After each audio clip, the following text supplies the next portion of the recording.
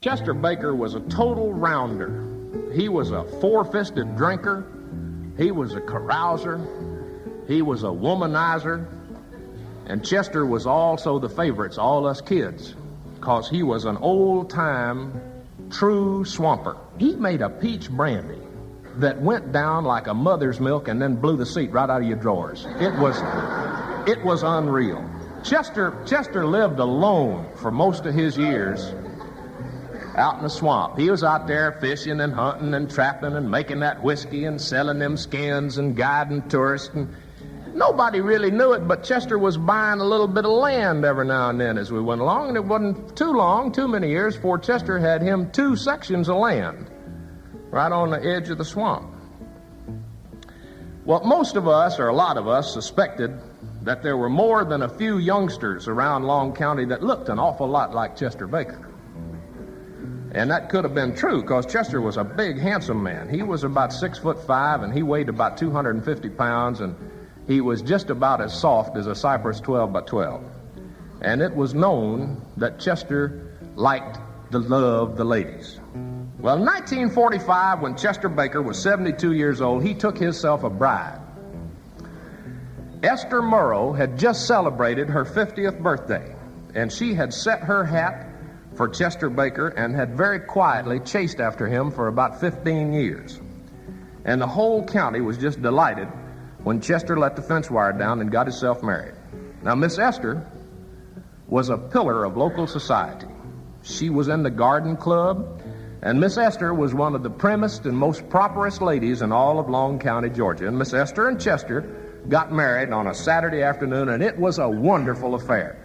They just invited the whole area, just made it public. And the ladies coming and they bringing armloads of food and gifts, and the men came and got squashed on that old popsicle whiskey that Chester made, and it was a glorious day. Kids was running and playing and having a wonderful time. 72-year-old Chester Baker and his new bride, 50-year-old Mrs. Chester Esther Baker. Well, as ladies are kind of prone to do, Miss Esther just took over. And she started changing that house that Chester had built like you wouldn't believe.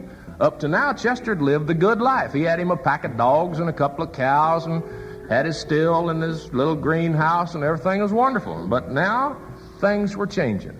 Miss Esther had some new lamps installed, even got herself a telephone. Chester went out and bought a propane gas stove to take the place of that old wood burner he'd had all them years. Bought himself a new pickup truck.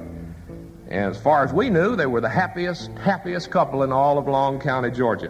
One Friday afternoon, there's about 12, 14 of us standing out in the driveway of the Rainbow Garage Filling Station and Grocery Store. And somebody hollered, "Lord, looky yonder." And we all run out to the road, and here come that new Ford pickup truck, just fishtailing it right down the road. Gravel was slinging out all over the place, dust was boiling up.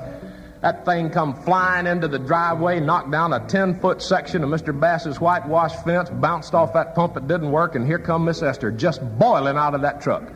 She clamped her hand on her hat and grabbed her purse and went storming in that store.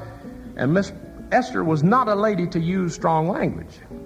And you could have knocked us all over with a dry brush broom when we heard, "Damn you! Damn you, Bass Ferguson, get out of the way and give me that telephone." And she snatched up that phone and she said, "Martha Grimes, damn you, give me that number of mine. Now, you ring 230 right now." And there was a little pause, and we heard, Chester Baker, damn you, you rotten old man, you filthy old billy goat, you worthless hunk of trash. I just come from Doc Silver over in Dr. I told you to be careful, Chester. I told you. I warned you, but oh no, you know all the answers. And Doc Silver just went over me with a curry comb. "You worthless old goat, I'm pregnant." And 72-year-old Chester Baker said into that telephone, "Who is this?"